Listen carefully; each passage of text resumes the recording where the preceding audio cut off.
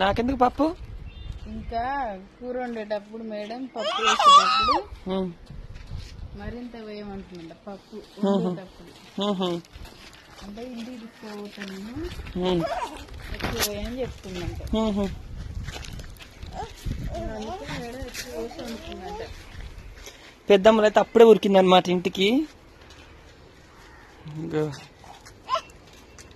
Hi చెప్పురా, hi చెప్పు. మా అమ్మ మంచిది కాదు.